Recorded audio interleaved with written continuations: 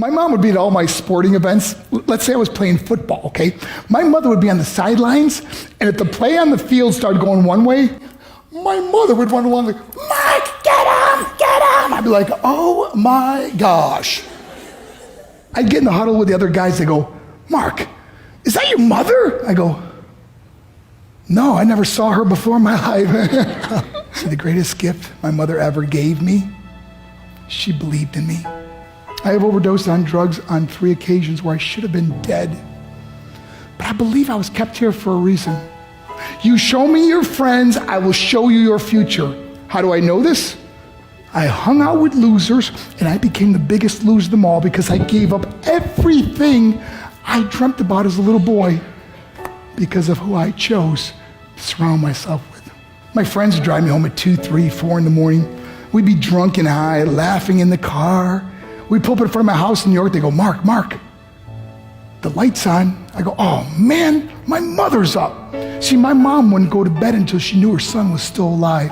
I'd walk in, she'd say, hi, Mark, how was your night? I go, it was good, Mom, I'm just gonna go to bed. She goes, can I talk to you for a minute? I go, Mom, I'm tired, I'm just gonna go to bed. She goes, Mark, I haven't seen you all day and all night. Can I please talk to you? I said, man, just leave me alone. You bug me. I'd slam my bedroom door on the one person who believed in me.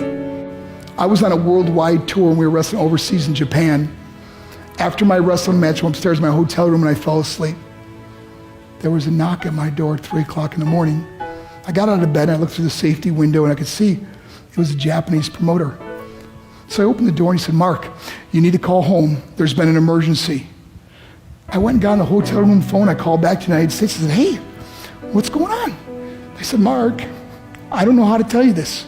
I said, just tell me what happened. I suddenly started crying. They go, Mark, I can't tell you. I said, just say it. They said, Mark, your mother died.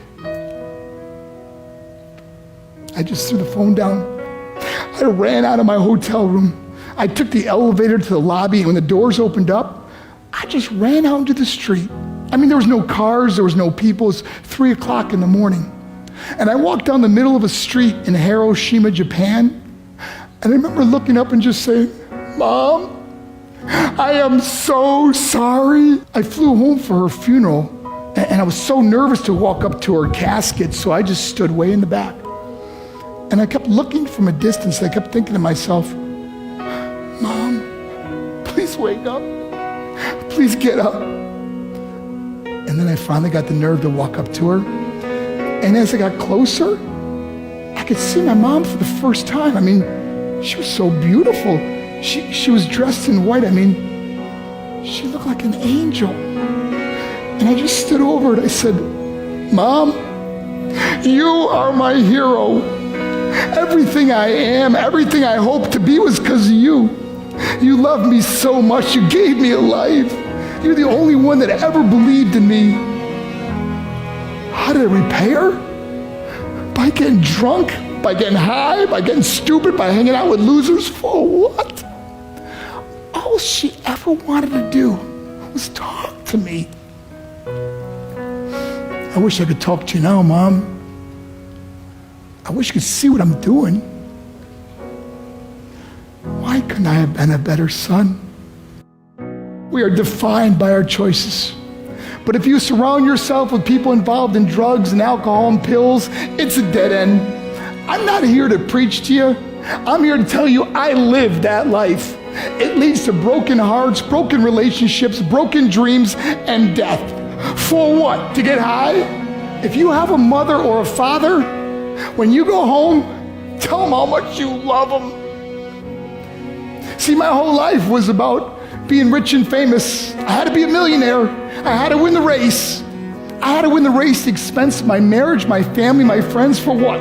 To be all alone in the world? I learned what is truly important, and that is how precious this gift of life is, and our families, and how quickly it can be taken away.